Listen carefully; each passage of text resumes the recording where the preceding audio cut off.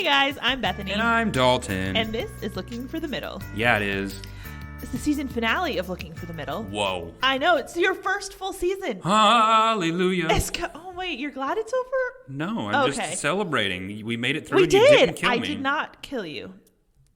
Actually, I may have thought about it a few times, but I never that actually goes into did it. Premeditated, and we've talked about Talked about That's the premeditated not part is what gets you. Anyway, that's more of a look into our behind-the-scenes conversations than anybody needed to have. So let's just jump on into our season finale. It's the question episode. We didn't do housekeeping. Oh, I forgot. How dare you? I'm sorry. Housekeeping. Social media. Go follow us. Do it. LFTM podcast on Instagram. Actually, it's LFTM_podcast. My bad. On Instagram. Looking for the Middle podcast on Facebook. Follow us there. Hang out. I gave Dalton the password to Instagram last week. I figured the season's almost over. He has earned it. So he has been on there some, which is always more entertaining, I think, than me being on there because you never know what you're going to get. Because I'm more entertaining. That's basically what we're saying here. Yes, you definitely are more entertaining. I get more done. You're more entertaining. That's the thing that works. we need. All of this comes together because I'm the entertaining factor. And you're entertaining, when you say good and helpful things and make fun of me. So there we go. But you get things done. If you would like more of that, follow us on social media. Like, follow, subscribe, all of that good stuff. Apple Podcasts. Review. Yeah, leave us a review on Apple Podcasts. I've been meaning to say this the last few episodes. It's really helpful for us because it gets the show in front of people who actually want to hear the show because Apple does all of their algorithm-y things, and they know who to show the show to. So, and here's one other thing. Yes. We didn't hit my goal, which was trying to get to 1 million downloads by the end of this season, but we are ever so close. Okay, this is not about me. I don't care about the 1 million downloads personally. In terms of, I wasn't on here the entire time. This is a Kristen and Bethany thing. We are trying to get to 1 million downloads to celebrate them and all of their hard work. So if you share, you like, you comment, you give us feedback, that helps us get to the goal, and we are ever so close. So close, which I never thought it would get to. It's a little weird. It's kind of crazy. 1 million people have downloaded and we're your voice. Not 1 million different people. But 1 million times. We'll take it. Yes. So we're very grateful. Like I said, never in a million years thought we'd get to 1 million downloads, but here we are on the cusp. It will definitely happen next season. So there's the housekeeping. Stick around. We love for that. all of you. Thank you so much for all of the support, all of the help. Now we can jump in to the question of the day, which is yours. To the question of the day. It's kind of a double question.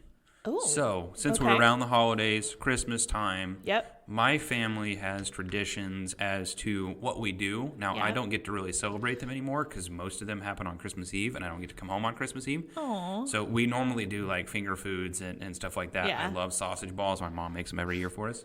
So, it's food-related. Okay. Around Christmas, during the holidays, what is your absolute favorite holiday tradition food? Okay. And what is your absolute least favorite? Okay, favorite is easy. So my family on Christmas Eve, we always grill out. Yum. I don't know how I think it started because my mom was like, if we grill out stuff, there's less to clean up and these kids running around, it just won't be one more thing to do. So we always grill out. My mom makes a dessert. It's very aptly called Oreo dessert. Like that's the name of it, which my grandmother made for years, and it sounds so plain. It's basically you crush Oreos, butter, make a crust, put vanilla ice cream on top of it, and then you make this chocolate sauce and pour it on top of it, and you freeze the whole thing. And the magic is in the chocolate sauce, because that sounds very basic, I realize. But it is one of the most delicious things you have ever tasted. Deadly. Except it would kill you because there's chocolate in all of it. It's my absolute favorite. So that's my favorite. And I've definitely been kind of like stalling, trying to think of what my least favorite is. Honestly, it's probably just turkey. Like everyone has turkey for like Christmas Eve or Christmas and for like Thanksgiving. Look, turkey is not that bad. I don't like it. Yeah, a turkey is not that bad if done right. The problem is you're probably having dry, boring turkey that's just been roasted in the oven. Probably. It's no fun because it's just meh.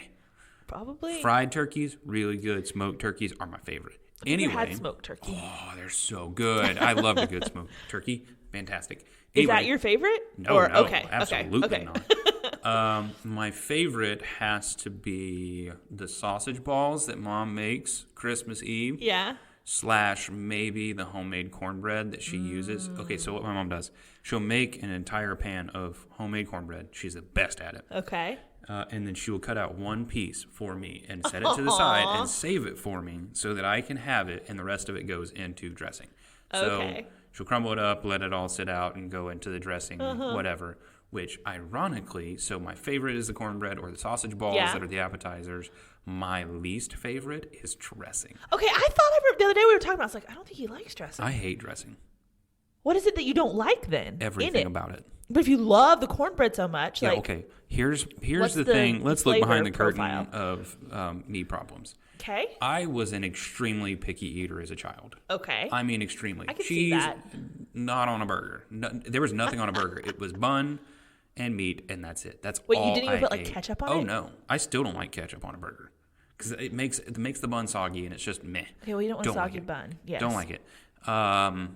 For me, I never liked casseroles or hodgepodge foods where everything is just mushed together. Yep. And you're like, here's this thing of all of the crap that we found in the cabinets that we just wanted to shove in one dish. Sorry if you like making casseroles. Like green bean casserole, hate it. Hate it with a passion. It's just mush. Yeah. I don't like things that are just combined and mixed together. There's some days where, and you'll see me do this at like Thanksgiving or Christmas, everything has its individual place. And I do not like them touching. Okay. Well, see, and I don't like a lot of soups because I don't like the same taste over and over and over as your whole meal. Whereas soup is just like the same thing. So like if you have a casserole that's like your main part of the meal, it's like, ugh. But if you have like a casserole that's like a side dish and then you have meat and other sides, like I don't mind that because you get multiple bites. But if like I'm just saying I get what you mean about everything being put in together. It's just like one hodgepodge. If you get that for the whole meal, I can't do it. Do you want to know what my nightmare fast food is? Sure. You know those KFC mashed potato bowls? I've never had one because it looks like my nightmare. Because what I don't like sitting by people at Christmas that will take like their mashed potatoes and corn and something else and put it all together on one fork and eat it. Okay. It disgusts me. I find it. I do kind of keep everything in its own little spot. No, this is not a mix and match type game here. Now, I'm not the person that will sit there and just eat one thing and then move on to the next thing. I don't do that. You need some balance in your life. Yeah, like I balance all of it out, but I don't. I understand, yes, that it's all going to the same place and it'll all mix together, but at the same time, when it's crossing my taste buds, I don't want all of them together. No. I want to enjoy it for what it is. I agree. Okay. So now off the food. Yeah, I'm hungry.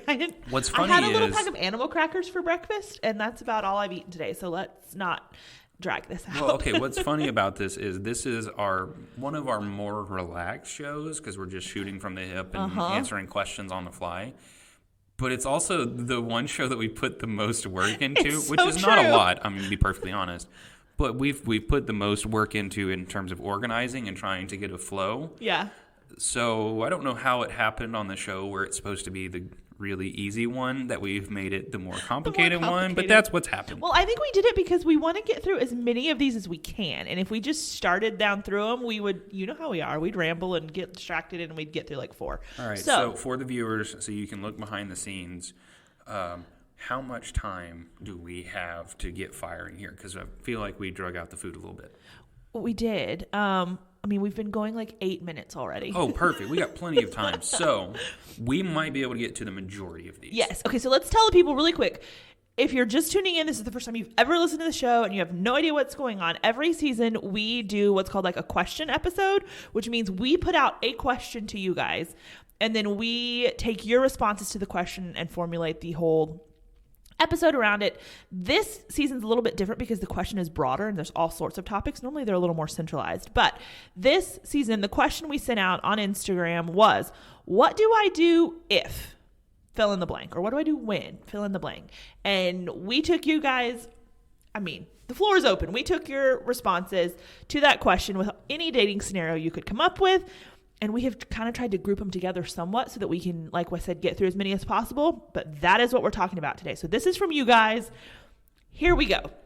You're actually the more organized one today, so you start us off over there. One additional comment to make. If we didn't get to your question, we're sorry. It was nothing personal. Very true. We just have actually a lot of questions. Thank you, everyone that has reached out and given us questions, because you made this episode possible. But if we don't get to it, it's because of a lack of time, not because we don't like you. Not because of a lack of caring. Yes. All right. First question. Yep. What do I do if or when? So we'll go with the if here. What do I do if I keep getting ghosted? Oh. This is your soapbox. It is, because I have been there. I have been ghosted. And your first instinct is, what am I doing wrong? Like, there must be something that I'm doing. There must be something that I need to change. There must be something that I need to fix. But I really think ghosting reflects far more on the person doing the ghosting than the person who's being ghosted. Ooh. Yeah. Don't you think? Yeah, I think because it's immature and it's kind of cowardly. Mm-hmm. And especially as Christians, I don't think there is ever a good excuse for ghosting someone. And I'm sure someone's going to DM us and be like, oh, well, what about this instance? Or what about that instance? I'm sure you could probably come up with one. Right. But it would have to be very out there to where I think you could justify it. And so I think you have to, unfortunately, you kind of just have to accept it as part of dating today and move on, in that you can't get caught up in it. Mm-hmm. Like you have to just say, ugh, this is really sucky, and go on about your life. I will say, and I already shared this with you to get your thoughts on it. My encouragement would be, go back. So if you get ghosted, go back and look at the conversation one time. You get one time. One pass. One pass, and that's it. Don't go back and look more. You get one look. Look at the conversation and see if there was something that you said that you can learn from. Yeah. That might have caused it or initiated that. If you go back and look at it and say, I did nothing wrong, or I can't see anything wrong, okay, great, move on. Yeah. Because at the end of the day, you're not going to fix anything. You're not going to make yourself feel better for just dwelling on it. Yeah. So try and learn what you can. If you can't, move on. It sucks that it happens, and I hate it. Yeah. And I wish I could change it, but I can't. Yeah. Well, and I have done that before, where I have gone back and looked, or there was one time I kind of made a joke that, looking back, it wasn't like inappropriate, but like looking back, I was like, maybe it was too soon to joke. Like, maybe he didn't get it. Maybe maybe that, there's no tone. I know I'm joking. If I texted you, whatever, like, you would know because you know me, but like, this person doesn't know me. Maybe it didn't translate. Yeah. And it was pretty soon after that, it just went silent. And I was like, oh. So I actually did go back and be like, hey, if you're just not interested, totally fine. But I kind of looked over it, realized this may not have landed. If you think I'm a weird, crazy person, I'm really sorry. I was just joking, whatever. I really am a weird, crazy person, but you don't have to know that. Yeah. Yeah, so don't, like, if you've been talking for several weeks, don't go back and be like, hey, remember 2 weeks ago when I said such and such? I'm really sorry. But if you think you may have said something, I think it's fine to say, hey, if that was offensive, if it didn't translate, I'm really sorry. Well, and I'm definitely robbing from my pastor at this point, because on Sunday he wasn't talking about relationships, but he was talking about, when we're struggling and when we're suffering, you get one look at self and 10 looks at Jesus. So every time you look at yourself introspectively, do it once, look to Christ 10 more times.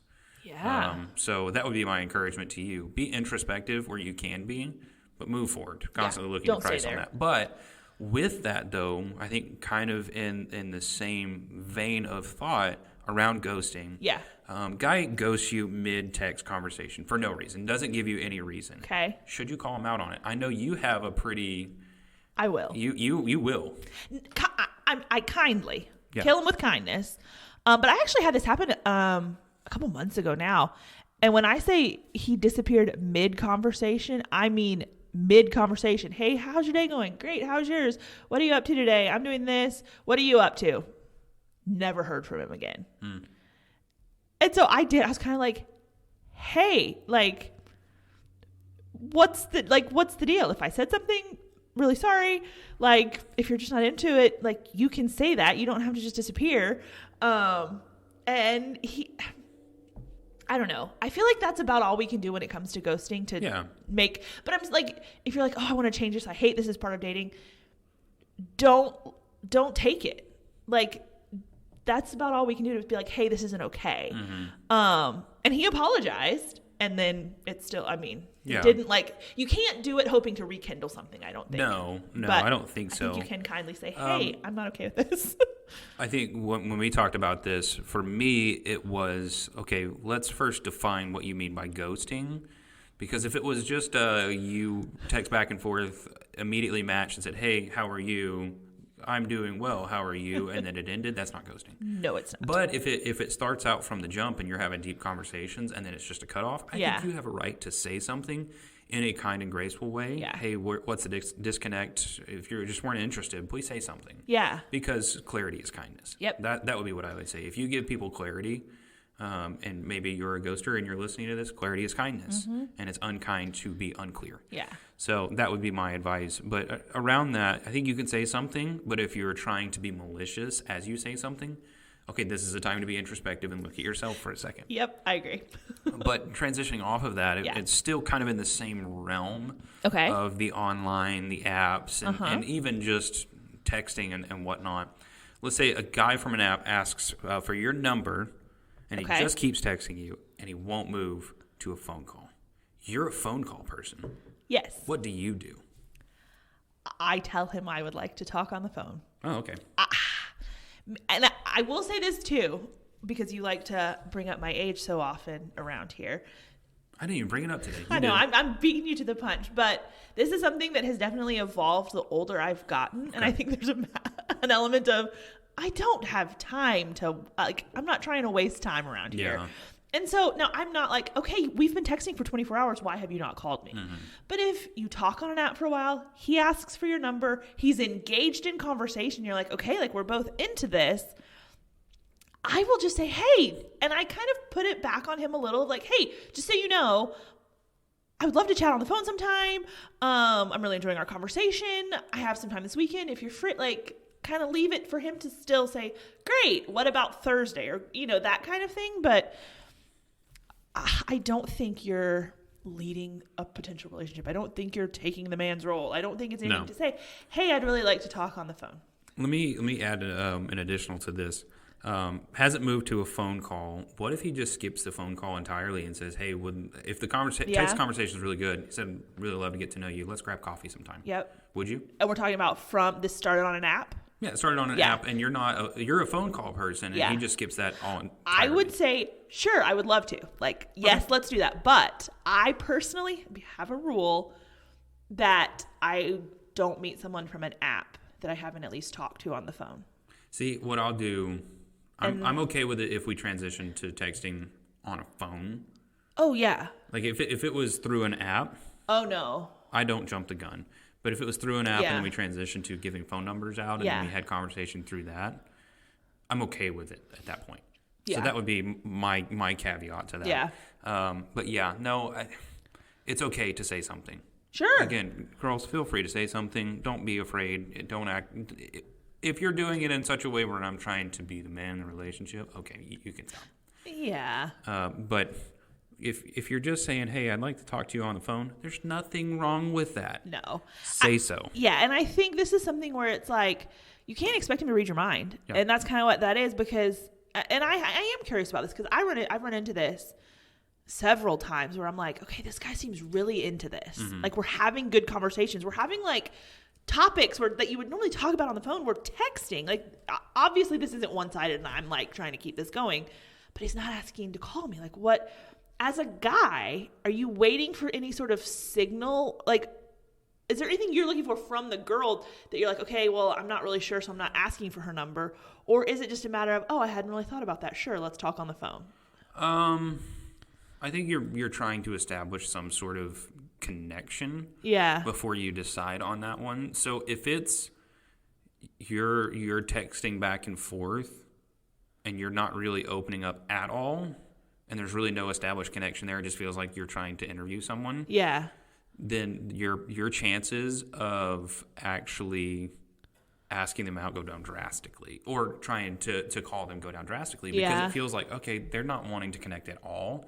They're just going through the motions of this one, so I'm not really interested. I think that's part of the reason why guys won't go for it, is because they don't feel like there's any established connection there. Okay. Because, you want to feel even like a 1% connection. Yeah. Which, can I pick on girls for a second? Yes, you can. And this is something that I used to do, and I've grown in it, and I've seen it produce results in that as girls, we have, and I don't totally know where it came from, but it is universal. We have in our heads that we're going to, as we're having a conversation with a guy, like, we want him to ask us questions about ourselves. We want, and he should be interested. He should be invested. But I think, or at least I see a lot of girls who write off a guy because, like, he's not asking me any questions about myself. And if you see text threads, though, or on an app messages, I'm like, you're not giving him anything to work. Like, it's basically like, well, here's this, so I'm going to answer it, and I'm not saying anything else. He has to ask a question. And I'm like, from the guy's perspective, I'm like, I wouldn't want to talk to you anymore either, because, like, so it has to be this give and take, because I think girls expect too much of guys in carrying that. Help me understand that for a second. Like, is that just playing hard to get, or you're trying to protect yourself? What is it? Because I've seen it happen a lot where even if it's not he's not really asking me anything about myself. What if I am, and you're giving me an answer, but you're not engaging back with me? Yes. So why? I think there is I think there's probably is like a self-preservation element to it of, I want to know he's really into this. But which I'm like, he does too. Like, it's very one-sided, but I also think, and I don't know how this happened, I don't know what caused it, I think there is a misplaced element of leadership that gets put on that I don't think is valid, in that it's like we're saying, okay, well, he's leading this, he's initiating, he's the one that's driving this. But if you think about it, how many relationships do you see where the guy is this, like, stunning conversationalist, and he just carries everything, and his wife just kind of sits there and is like, it's normally the woman. Like, she's the one who, like, when they're with couples and they're doing things, like, a lot of times we as women, we talk more, we engage more, we're small talk. Like, we do that more naturally. And so I think we shoot ourselves in the foot in that we're expecting this guy to have this great list of non-interview sounding questions that he's just going to ask us out of the blue. I always say the best conversations you can have like that are where you're not question, answer. It's just a conversation like you would have with a friend. So I think that's probably a big part of it. There's this element of, oh, well, he's taking charge and leading and da-da-da. And I'm like, I think it's misplaced. I am going to pick off of something you said that I think happens all too often on the girls' side of things. Again, I love you all, but I'm going to pick at you for a moment, because I think what you're doing is unfair. Yeah. When you look at, okay, from girls' perspective, I'm trying to protect myself and make sure that I don't get hurt, or that it's not one of those situations where I'm giving him too much and then he walks away. Okay, here's what you're asking guys to do. Be bold and take a risk and ask you out. Yeah. Which is a scary and difficult thing. But in turn, what you're saying is, I'm not going to do anything scary and difficult in giving up any information on myself until X amount of time, or until he does this. Yeah. So what you're saying is, all of the responsibility, all of the difficult task is on the man, and you're not going to do anything about it. Yep. You want to know why he doesn't carry on the conversation anymore? Because there's no reciprocation. Yeah. And you're asking him to do something that's unfair. Yes. Yes, he is supposed to lead out. Yes, he should be initiating. Yes, he should do the hard thing, man up, and ask the question in the first place. And you should woman up, show a little courage, and step out there too. I agree. Well, and I've said before, and this was several seasons ago, I think we as women hide behind this label of traditional gender roles or biblical gender roles, and we put a lot under that umbrella that's maybe not, in an effort to avoid having to do hard things. We put a lot of that on a guy and say, oh, no, it's just, that's not my role. I think we conveniently expand that where we want it to and narrow it where we don't want it to, so that we can get out of having to do things that are uncomfortable. Yeah. And so on that note, because I want to be able to get to as many questions as possible. Yeah, sorry. I feel like we've kind of answered this next one pretty sufficiently as well. Okay. The guy I'm texting doesn't initiate to meet up. Same thing. I think that kind of follows the same flow of thought. So still within the concept of online dating or talking on phones and whatnot, I know that the two of us have gone through this and other people have gone through this, just being burned out on online dating. Yeah. Just feeling the pressure and saying, this isn't working, I'm burned out, I'm done. So you step off of it, or you take a break from it, or you can use a really biblical term, I fasted from it. Sabbatical. But you still want to meet someone. What do you do? That's a really good question. Uh-huh. I wish I had an answer, and honestly, I was chatting with a girl. If you had an answer, you'd be doing it. Exactly. No, I was chatting with a girl on Instagram the other day. She asked the same thing, and I was basically like, you know what? I wish I had an answer for you, but I'm going to be really honest. I don't know. And I was like, stay tuned. I think we can probably work an entire episode around this next season. I'm kind of putting a pin in that. Because I don't know. Yeah. It's tough. I mean, people say, oh, we'll just date someone at your church. Okay. That would be my first thing. I'm not. Dalton's eyes got really big. He's like, oh. We know he has his rule about dating people at the church. Anyway. Sorry. No, it's fine. I'm just saying that would be my first. If someone asked me, I don't want to be online, what do I do? I'm like, well, are there any guys at your church? That would be the first thing. That's like, no. For whatever reason, if they're not, I don't know. What do you do? Like you said, I'd be doing it if I knew the answer. I'll give a couple helpful suggestions of things that I'm not doing that you should be doing. I think using your friends can be helpful. Mm-hmm. So, you have met Ben and Lindsay. Yeah, True. My roommate, we all love him absolutely to death. He's the greatest man that has ever walked this planet, except for, other people like Jesus and Paul and all of them. But he's a great guy. Lindsay is determined to find someone for him. We were actually talking about this over lunch yesterday, which was really funny. But I think it's okay to use your friends. Yeah. If your friends say, hey, I've got this really great person I think you'd be attracted to. I think you guys have a lot in common.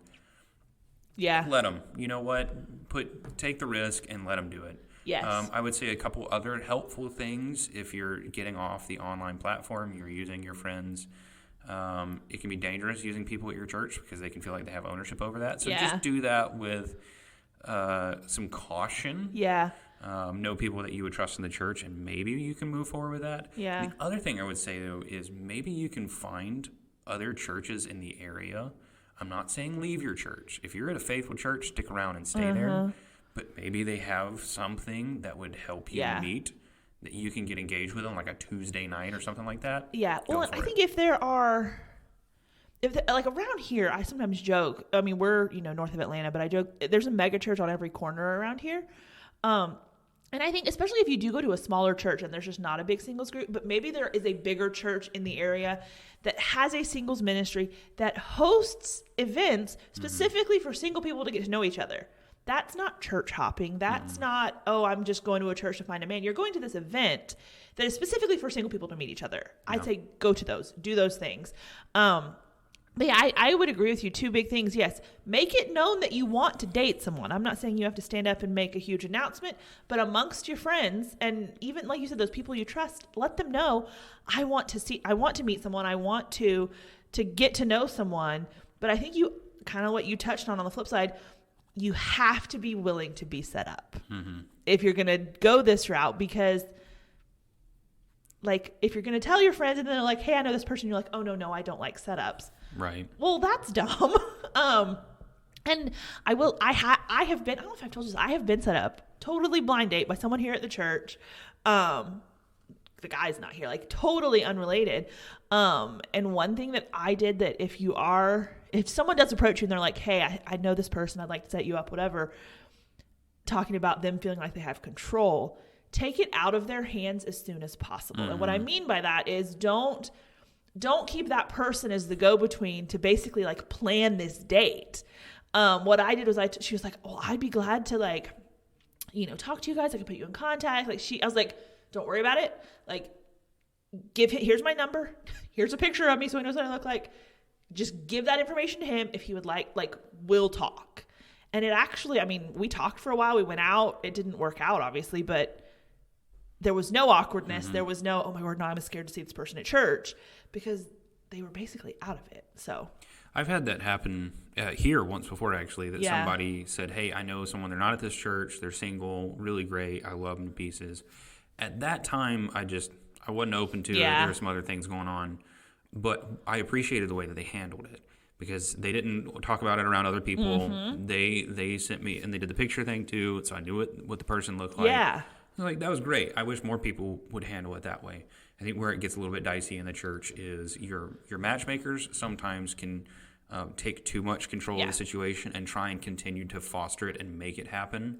Mm-hmm. And for me, this is why I have the role. It become incredibly dangerous. As someone in leadership and in ministry, whether they intentionally do it or not, they feel like they have ownership over you and your love life, and if it worked out, then they can look at me and say, look what I did for you.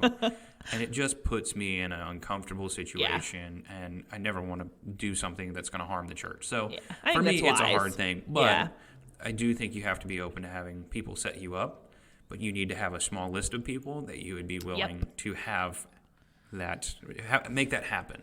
And I think that's fine to tell someone too if some random person comes like, oh, hey, I know so-and-so, and I think you should go out with them. It's fine to say, I really appreciate that. I have just a couple people in my life that I will, I will let set me up. Thank you for thinking of me, but no thank you kind of thing. Which I think also gets to there's a very similar question that was asked. There's no single Christian people around me. Yeah. I think that kind of answers it. You're going to have to take some hard steps and getting yourself in places where that might be possible, getting in community groups or small groups. I don't know. I feel like that answers it. I do too. I think so. Okay, so still kind of related to that. So I would say this person has gotten themselves into a small group. Mm-hmm. There's someone there. Oh. You're like, hey, you're cute, love Jesus, and I would be interested. But per the usual, there's some fear attached to that of, and this is the girl's perspective, should I ask the guy out? Or I'm too scared to ask the guy out? Yeah. What do you say to her? I would say, first of all, I think you can, again, use your friends to get some feelers. Mm-hmm. I don't think you get your friend to ask them out for you, but you can go, hey, friend, find out if so-and-so would be interested if I did ask them out. That's fine. Kind of put some feelers out there. But if you don't have other people who you would want to do that, I think you keep it super low stakes. This don't go, hey, I've really liked you for the past 6 months and I love you. I have been trying to work up the nerve to ask you out. I just haven't been able to. Can we go that's pretty. Yeah. I would say if it were me, I'd be like, hey, Bobby, that was really cool talking about XYZ the other night. I'm really into such and such. Maybe we could get coffee sometime. And then if you're feeling bold or bolder, say, see what else we might have in common and go from there. Yeah. It's low stakes. It's not, I'm in love with you. I want to go to dinner. It's let's grab coffee and just see what might happen. I think it's okay to use other people to plant seeds or to see if seeds are already there. Yeah. I think that's a really helpful suggestion. Use people. Yeah. And I think on the girl's perspective, look, be honest, us guys, we're not that smart. And none of us would really say that we are. Sometimes we can be oblivious to the obvious. So sometimes it takes you being overt. Not creepy. There's a difference. Very much. But, okay, a guy is going to pick up eventually on the fact that in small group, you're starting to always talk to him. And you're starting to always have interactions with him and always be around him. And he'll pick up on it eventually. If you're in small group and you really like this guy, and yet you avoid him like the plague because you're so nervous, he's not going to pick up on the fact that you like him. I was watching this reel yesterday, and it was a video of a person saying, me, always praying to God that I would find a woman of God. Also me around women of God. And it's just a video of the guy running away. But it happens all the time. It does. And I do it. I will say, if you have planted seeds, if you've had your friends, put some feelers out there, and he's going to want to go out if you were to say something, but you'd rather be a little more coy, be a little flirtier. I think it's also fine to say and or text this boy, hey, just so you know, if you asked me out, I would say yes. Hey, there you go. And then he goes, well, you want to... Either he says, well, you want to go out sometime, or... I'm not going to ask you out. There you go. Either way, you have your clarity. You know. Okay, so that's more in the realm of online dating or asking or conversating. I want to get into some of the more specific questions. Okay. So this one, I think I've done the long distance thing before, and it can be tricky. So you're dating someone long distance, and their question is, I don't know when the time is to move. I have some thoughts on this. I do too. What I would say is you're doing the long distance thing. You don't know when to move. And I say that in the form of a question because I need more information on this. Fair enough. The reason why I say that is you need to know for sure before you pick up your life and move somewhere else that this is your person. Yep. Because that's a dangerous game to play. And even if you're in a really serious dating relationship, I would caution you, just in my personal preferences, not to do it. Not to move? Not to move. Okay. Here, I think I'm a little cynical around this too. Okay. Because I've been burned. Yep. But I think that is such a dangerous game to play, and unless the two of you have had the conversations and have fully agreed this is where this is going, and these are the tangible steps that we're taking in order to get there, I think then you can pick up and move and go and trust the Lord in that one. Yeah. But if it's all on your side and you're saying, I think it's going really well and I want to move, let's hold off on that until you get some confirmation from the other person and you have steps in place in order to get to that point. Yeah. With the caveat that I would say, you ain't moving in together. No. That's a given in my mind. Yes. But I'm glad you... I'm glad, no. I'm just saying, meaning I go right past that, so I'm glad you said it because it needs to be said. Okay, so I agree with you, but at the same time, don't. Okay, go. A little. So, because I've been in the long distance thing and the moving versus the not moving and all the things. So, for me personally, before I get engaged to someone, I think I would need to live in the same place for a little. Here's why. Here's my thought process. When you're doing the long distance thing, yes, you talk on the phone all the time. You see each other on the weekends, but you kind of just see each other on weekends. And so you're really excited. And so it's the best foot forward and you see the good parts and it's great. And yes, you talk on the phone, but you don't see face to face the in the trenches, day to day life. And so I would want to be in the same place. Now, not, I think we're doing okay, so I'm just going to move. I'm not meaning that, but I'm saying you've talked about, yes, this is where we're going. This is where we see this ending in marriage unless something comes up, but we need to be in the same place for that to happen. So I would have a hard time. This is where I would say, because you're talking about like weekends, I'm saying you need to find a way to spend some long-term intentional time together, but I still don't say the moving piece yet. Okay. And what I say it looks like is, okay, you take an entire week and you go visit your significant other with the rule of you're not taking off work. Because what that forces them to do is it's not vacation. Yeah. It's not like they can fabricate it. They're going through day-to-day life. They're going through the hardships of work and everything else that's going on and trying to find a balance and time for you. Mm-hmm. So how do they react with their normal schedule and having you present? Mm-hmm. What's their priorities and how do they handle that? Yeah. Or how do they handle being exhausted after a long day of work and wanting to go out? On the flip side, the person that's continuing to work gets to see, how does the other person interact when I'm at work and they're not? Yeah. Because then you can see, are their priorities in the same place? Because if they go into the trip knowing full and well, I'm not going to see you all the time, and they get mad that they're not seeing you all the time, you find that out. No, and that's fair. So if you both do that, yes, it back has to and be forth, reciprocal. A couple long terms, like a week, 2 weeks, can help a lot in that. Yeah. Because you get that consistent interaction. I want to encourage people to be as careful as possible on this one because you can do a lot of harm. I know a lot of people that have just picked up and moved on a whim and absolutely destroyed their life and had to pick up the pieces. and I love you all enough to just want to caution you on that one. If you feel convinced and you're both saying we're convinced that this is where the Lord is taking us, and we are going to take these steps in order to get there, then go for it. You don't have to have my blessing on that. That's just my 2 cents worth. Yeah. Well, and I've been in a situation where I was dating a guy very seriously. We talked about getting engaged, was moving that direction. There were some issues. I mean, it was definitely a far long distance. He was planning to move here, like whatever, but some issues had come up.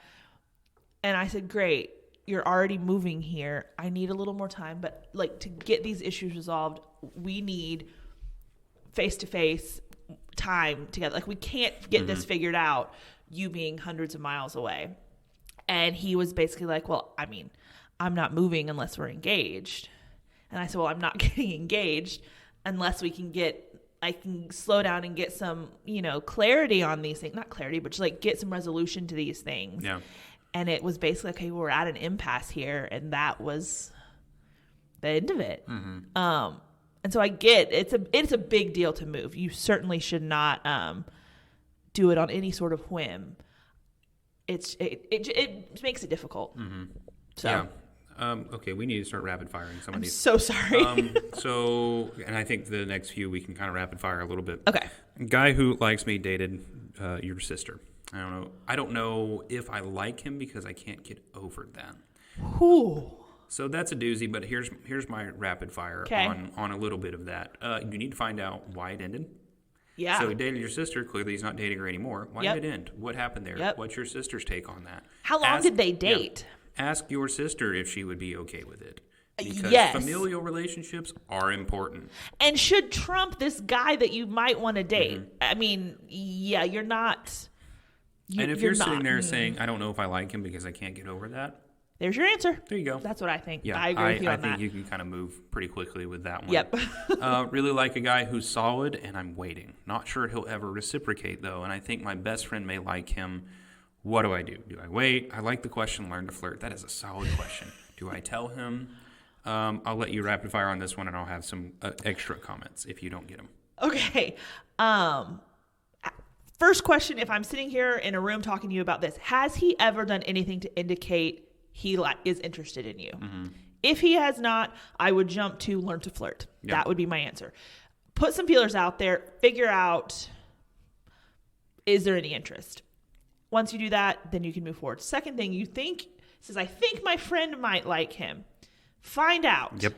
However, and this is another thing that I'll get on girls about, just because we'll be like, oh, I like that guy. I have a crush on him. Dibs. He's never made any interest in me. Mm-hmm. I know nothing about him.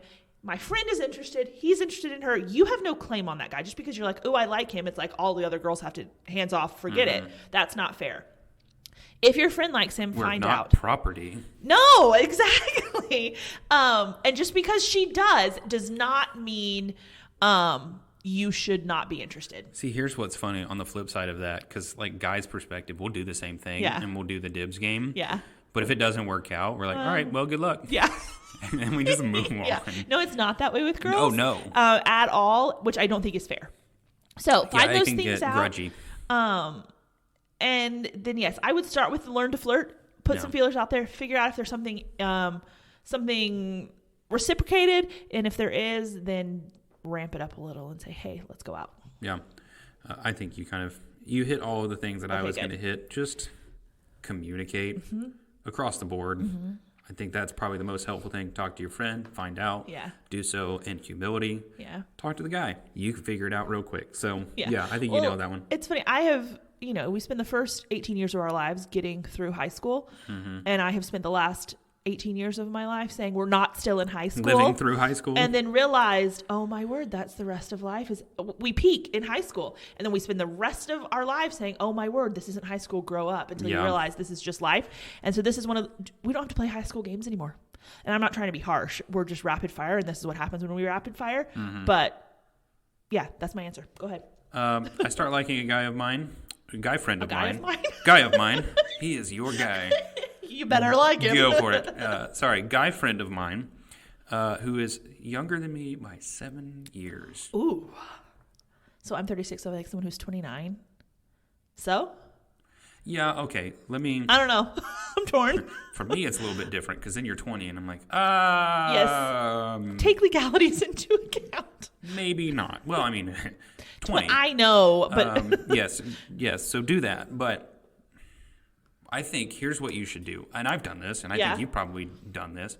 Have your buffer zone. Yep. So my buffer zone is currently 6 down, 3 up.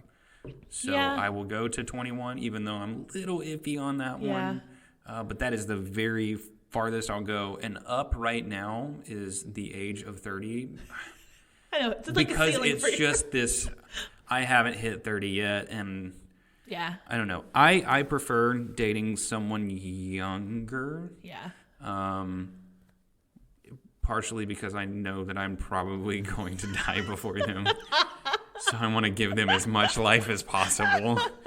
No, I know a girl asked this. I think a lot of that goes into this is just a social taboo. Yeah. And there's the element of, oh, well, girls mature faster. So it's like, okay, well, I'm dating this guy who's 7 years younger than me. I don't know. If you're on the same maturity level and you both like each other, who cares about the rest? However, I've started liking a guy friend of mine. There's nothing here to say that he's interested too. So I would revert back to the previous answer and say, put some feelers out there, figure out if he's interested too, and go from there. But I would also make sure you really like him and you don't like the idea of him. And you're like, oh, I have this crush because he's so cute and whatever. Don't blow up something over a crush. Yeah. Make sure you actually spend time with him, be in his circles. And I think it probably will work itself out from there. Yeah. Age is but a number. Because I've known a couple where the woman was like 15 years older than the guy. Yeah. And they are one of my favorite couples of all time. They're fantastic, have a lovely family, sweet as can be. They're great because they didn't just sit here and say age. They loved one another. Yeah. They served the Lord together. Go for it. That's fantastic. So have your buffer, figure out what you're comfortable with as long as it's legal. Per Bethany. And then go for it. Yeah. Shoot yo shot. Agreed. I've never been asked out on a date, but I'm being told I'm great all the time. Oh my good gravy. This is my life. Do you know how many people come up to me at church? And if you're at church, I love you. But you might be one of these people that come up to me all the time. Why are you still single? A guy like you still single? It doesn't make any sense. And I'm going, I don't understand people either. Mean it as a compliment. It just does not translate. But I am told that a lot, and this is not a humble brag or anything like that. I understand, and I'm with you. Yeah. Is this a sister who asked this? Mm-hmm. I'm with you, sister.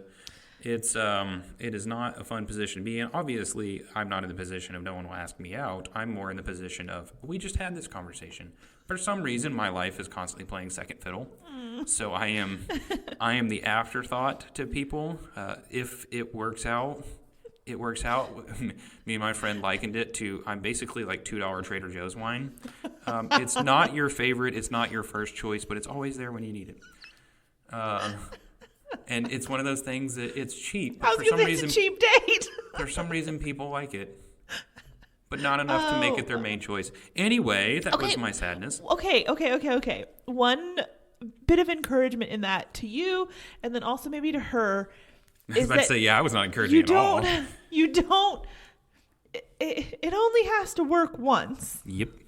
And so for everyone so far that it's worked a nunts. But I'm saying for everyone that it doesn't work for or with, you are going to end up being the second fiddle because you're not the person. And as unfun as that is, I'm trying here. I'm trying. It's not going to work with everyone. Yeah. And I think if you are the one being told you're great all of the time, I think you can be kindly snarky about it to get the point across to the person of, oh, that's so sweet of you. Are you going to find me someone to date? Well, you're more cynical than I am. Because I like to extend kindness back because I know what they're meaning. They're trying to be gracious and trying to be loving. But thank you very much. That's really kind of you to say. And then just move on. I just move on. I will duck out of the conversation or switch it so fast. But I'm going to tell on myself here. And I don't care to tell on myself because I love my mom. I talked to my mom yesterday and somehow we got off on this conversation. And I was like, I am so tired of playing second fiddle and going through all of this nonsense.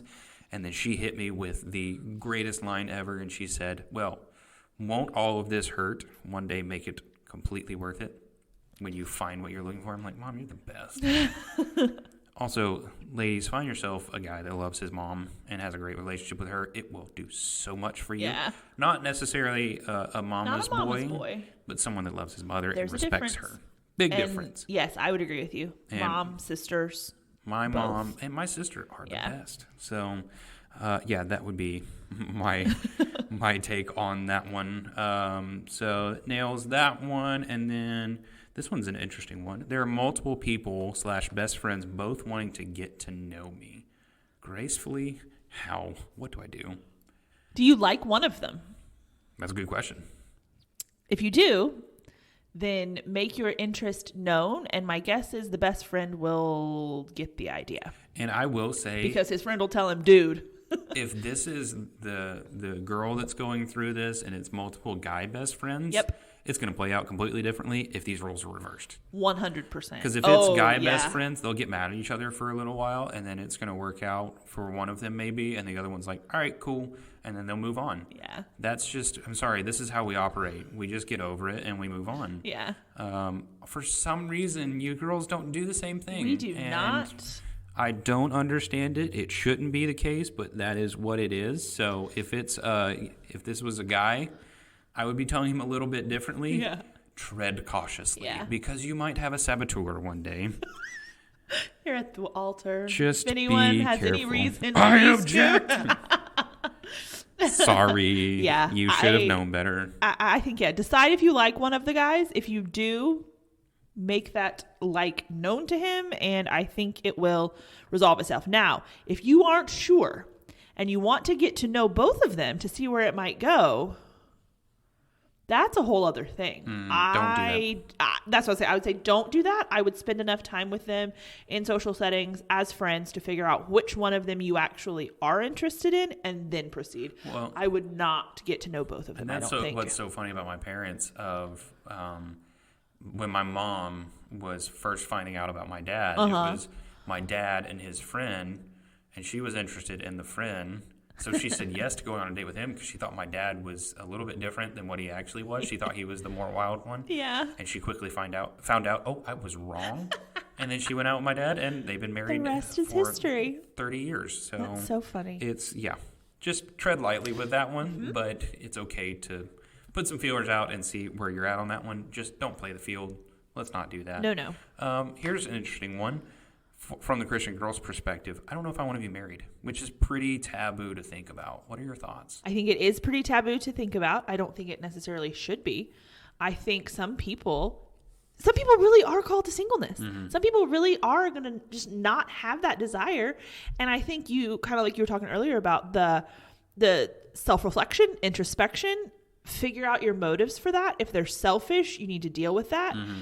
But if it is a genuine, I want to devote my time to serving the Lord and furthering his kingdom and for his glory, if that is truly the desire of your heart, then I would say follow scripture then. Do what God tells you to do. And don't worry about what, Western American culture tells you is taboo. Well, yeah, because a question that's related to that I'm fine with being single, but people keep asking me at weddings, when's your turn? It can be difficult. Mm-hmm. Now, I'm not fine with being single, and people keep asking me that, and I just keep responding. One day, my old tagline the first time I was on here when I was asked about your relationship situation, I'm in a long-distance relationship with my future wife. She just doesn't know it yet. Yeah.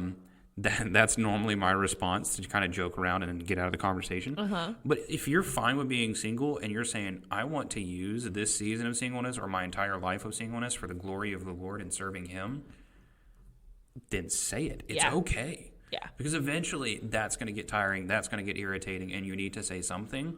And people need to know, okay, this is not an okay question to ask anymore. Yeah. So it's okay to gracefully clap back at them and say, this is why God has put me here. And this is what God is doing in my life through this. And I'm going to leverage it as much as I can for the glory of his name. Yep. Period. Bottom line. Just say it. Yeah. Interesting transition. Okay. Just go for it. So I I've been making these flow really easily. You've been doing a fantastic This one transitions job. a little bit differently, okay. But it's still in the realm of obviously dating because that's what we're all about here. My mind goes blank and I feel really nervous and even sick when I talk to a guy I'm interested in. What do I do? I understand that because I get nervous and I get a knot in my stomach. And it sometimes can be like the reel I was just talking about when you're standing in the presence of, oh, yeah, you're really great. Yeah. That's what I do. I just shut down. Okay. So I used to be more this way. I'm not now. I used to be this way too, especially with like a first date. I would get so nervous. And what are we going to talk about? And what am I going to say? What am I going to do? And it would just be this ball of nerves. But I don't anymore. And as much as I know this is probably not what you want to hear, my answer in all seriousness is do it anyway. And the more you do, the more you'll get used to it. The more you'll realize, hey, I do have things to talk about. The more you'll realize, and I'm not saying it'll just be this smooth thing. You may stumble over your words. You may embarrass yourself. You may whatever, but you still have, you just got to do it. I can't give you a script. We can't tell you, oh, say these things. Talk to him. Just do it. And the more you do over time, you'll look back and say, wow, this isn't so hard anymore. This has gotten easier. This is better.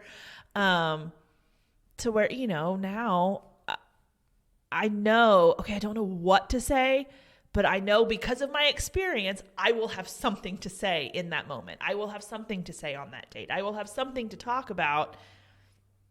And then you just go for it. But you have to have that experience to look back on.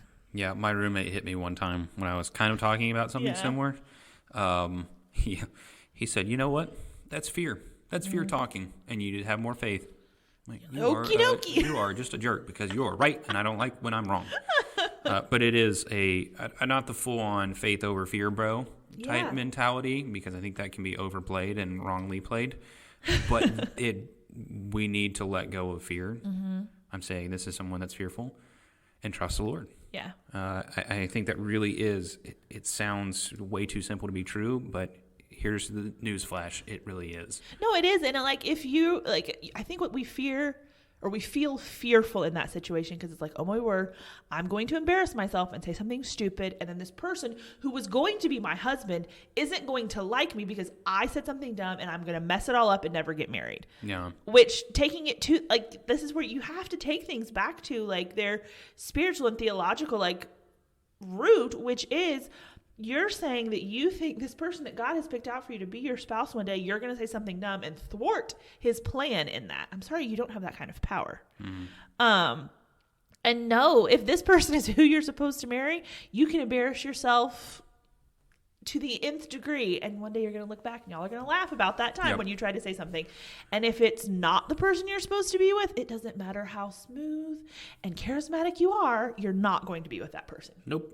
So get out there, embarrass yourself, go for it. I'm really good at that. All right, we're going to rapid fire. Unfortunately, we're going to miss a few, but that is okay. I'm going to change up a little bit of what we said we were going to do, so just go with it. I'm going with it. This one you already had a great answer, or when we talked before, you had a great answer on. I just want you to touch on it real quick. Yep. Ironically, you'll see why. The question is, I can't touch my boyfriend for 2 years before marriage because of my college crazy rules. What do I do? Oh. You follow the rules. Yeah. And I think if this is something in all seriousness, where even if the rules are a little bit over the top, you both have decided to go there. You both have said, okay, we're going to follow the rules of this institution, and you need to do that. And if either one of you is wanting to push physical boundaries against the rules you've agreed to, regardless of what the rules are or what the boundaries are, I think there's some hard issues there on one or both of your parts that probably really need to be looked at. Now, if you're just saying, what do I do? This is really tough. I get it. 2 years, it's a really long time, but I think you can build some self-control and restraint that you will look back on and be glad you did. Yeah. Now, I will say, if we're talking about you can't hug the guy, that's... Okay, just you follow the rules. Follow the rules. Yeah. Because I guarantee you probably had to sign some sort of contract or covenant, and your conscience is bound to that because you've done so in agreement before the Lord. So I get it. Now, if you're talking about really pushing physical boundaries, check your heart because it's sinful. But I will quickly caution against, because I know some of these schools can be legalistic. You need to watch out for legalism and be very careful around places or institutions that put pressures on you that are contra scriptures. Now, in terms of physical boundaries, I feel like they have a pretty good case for this. But if they're talking about trying to fit, we used to say an ESV study Bible, systematic theology, and a BDAG, which is it's a Greek textbook. You have to fit all three of those, which are massive 1,000-page books. All right. Yeah, my eye is twitching right now. But you need to submit to what you have bound yourself to. Yeah. Let's just be careful with legalism out there. Okay. Continue. Rapid fire. Yep. Parents and siblings of a Christian guy I like have weird beliefs or aren't living for the Lord. What do I do? My comments on this one, you need to look at where he's at and really see, are there some skeletons in the closet of, is he this type of person and he's just trying to play it up? But if you've known the guy for a long time and he's not like that, then he's not like that. Yeah. You have to be careful then of when you start dating and get really serious about that, or you get married of, if you have kids, you need to tell them, this is the boundary, this is what's wrong, we don't agree with it, this is what Scripture says. As a couple, you need to make sure that you are in line together and you're walking faithfully and pushing back against that, honoring the father and mother. But I think from the guy's perspective, if he is clearly not that, and he has even said so and said, this is what's going on in my family, I don't agree with it, I don't believe in it, this is where I'm at, trust him on that one. Yes, and I think that's the key. If you have to talk about it. And this is not a first or second date kind of thing. This is you're in a relationship moving towards marriage. But I think you've got to make sure you're on the same page with him about where his family's at. Because if he may be solid and on the right track and doing well, he also could have a blind spot where his family is concerned, to where you're sitting here going, oh my word, this is weird. And yes, you're on track, but this is weird. And he is blind to that.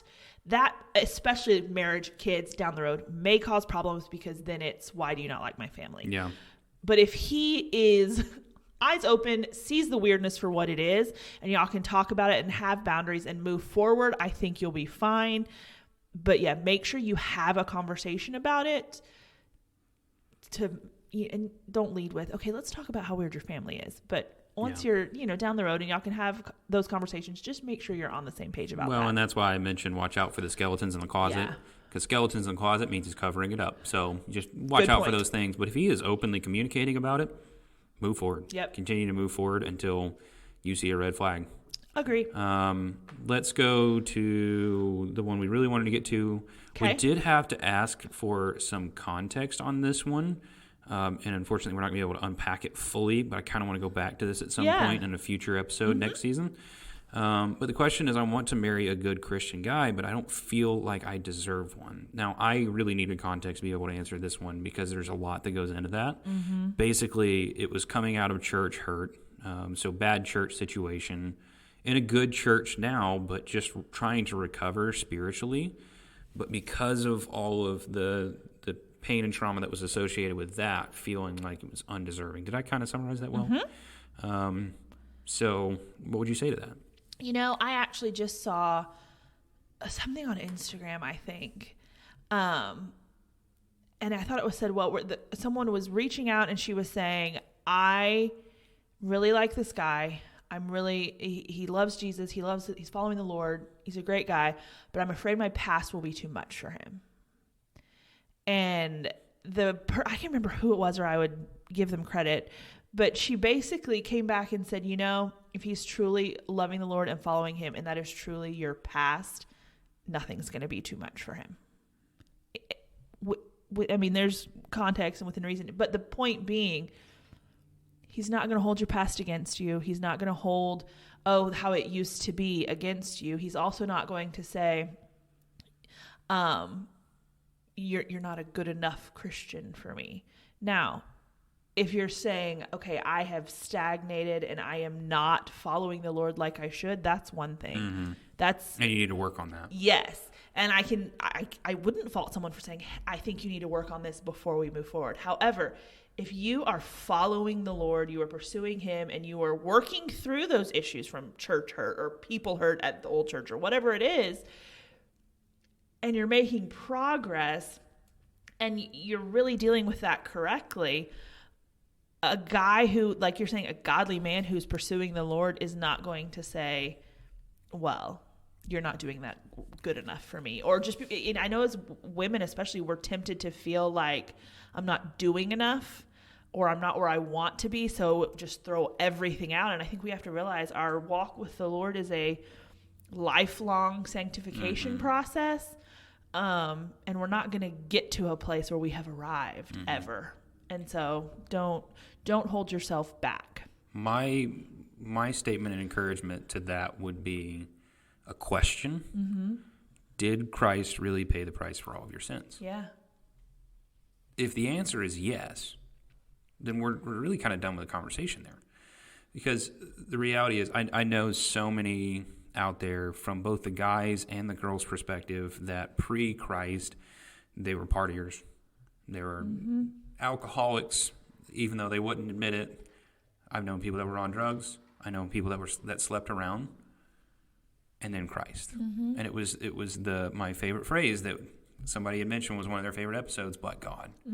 God stepped in and intervened. And if God really did, through Christ, pay the price for your sins, and you have repented of your sins and trusted in him, Colossians says you are a new creation. The old self is gone, the new has come.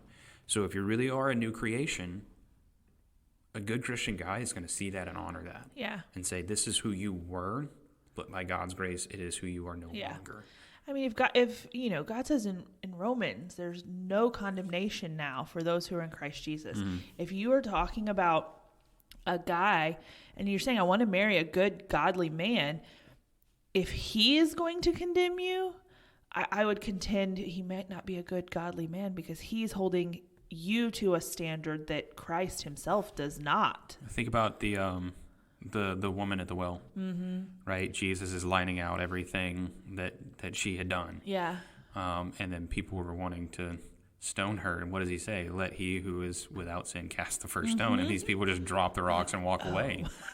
Right? Yeah. So I think we need to put that in the proper context because, okay, we all have a past. We all have past sins. Now, we might say, well, I didn't sleep around and I didn't party. Okay, but you still sin. You did, and you're putting human parameters on the severity of what that looks like. Yeah. Whereas your white lie and your proud moment put Jesus on the cross just as much as sleeping around, doing drugs, killing someone. We put levels to that. Yeah, let me just get in the guys' faces real quick. If you meet a girl who is now a believer, but A, she slept around, or she had a child out of marriage, and you look at her and say, well, I'm sorry, I can't do it. Okay, well, let me ask you a question real quick. Have you ever lusted? Because Jesus says that if you ever have lust in your heart, you have committed adultery. So you're in the same boat. Yeah. There's my theological clapback for you. There we go. Let me make one quick comment, and then we're going to go to our last question. That we're gonna touch on this quick comment that I'm about to make in another episode we're about to record. I just decided it. Awesome. So it's an encouragement that I have for everyone during the holidays and their singleness. It's 3 things that I've been learning this year through a children's curriculum that I've been teaching. It's on the omnipresence of God, the omniscience of God, and the omnipotence of God. Okay. So if you're struggling with your singleness this holiday season, here's my quick 3-point sermonette. And it will be quick. I was like, oh dear. Yeah, we're fine. You're struggling with your singleness and feeling like God's forgotten you. Well, I'm sorry, but God is omnipresent, meaning he is always with you. And if you're a Christian, God is always with you. So he has not forgotten you, and there's nowhere that you can go where he is not. So that shuts down that one really quickly. Well, God just doesn't know about my struggles with singleness. Well, I'm sorry, but God is actually all-knowing. So he knows. And he is at work in all things, and in that you can rest and trust him. So it puts that to death really quickly. Well, I want to find someone, and I don't feel like it's possible. Yeah. Well, God's all powerful, right? So your problems are not overcome, or he is not overcome by your problems because he's all powerful. Mm-hmm. So it puts those things to bed really quickly. But I'll say what my pastor said yesterday of God works in his timing and not yours. Probably what you're struggling with and what I'm struggling with is a lack of patience, because I keep asking and I keep asking and I keep asking and I keep asking, and for some reason it just hasn't happened yet. Well, luckily, God doesn't work on our timetables. Yep. Because I'd have a whole lot of things right now, and I would still be a miserable wreck. Because God is in control, and he has a plan. So that's like the really quick, we're about to hit on that a little bit harder. So if you're our Patreon listeners, you're welcome. If you're not, now you know what you're missing out. Last question, and it is a doozy. And let me just say, this is a real thing because we have the screenshots of it. And it's fantastically horrible. The question is, what do I do if my match wants to hypnotize me? You run fast and far and all of the other. Thankfully, she actually engaged with him a little and was like, "Oh, do tell. What do you mean?" Oh, it's and so it was funny, hilarious. though. Like, hypnotherapy, right, was kind of the tagline of it. Uh-huh. It makes you feel better. Like, nope. Ryan. Luckily, you had a sense of humor of it, because that is horrible. But at the same time, my goodness, this is a real question. Yeah. Someone's tagline, well, okay, starting out was so classy and something about you being really beautiful, and then there was a comment, and then immediately it was into hypnotherapy. So would you like to be hypnotized? Like, who asked that? You know, remember way back at the beginning of this episode, almost an hour and a half ago, when I said, you know, as a Christian, I don't think there is ever a situation when ghosting is okay. This is one of them. We found it. Run away. This is one. You owe nothing to him. You don't have to change his mind. You don't have to try to convince him of why he's wrong. You just say bye-bye and you get out of there. I wish so much weird guys didn't exist. I'm sorry. That's all I can say to that one. Who would all the weird girls marry? That is a valid point as well. And on that terrible bombshell, it is time to wrap up this season of Looking for the Middle. Goodness. It has been a blast. This is my first full season. Thank you all so much for listening. There is more to come. We are about to take a break for the holidays and jump right back into it with more recording, more episodes. But until then, we love you. We are so thankful for you. And Merry Christmas. And Merry Christmas to you all. We will be back with our next season coming up not too long. Nope, it's not. In February. And until then, I'm Dalton. And I'm Bethany. And this is Looking for the Middle.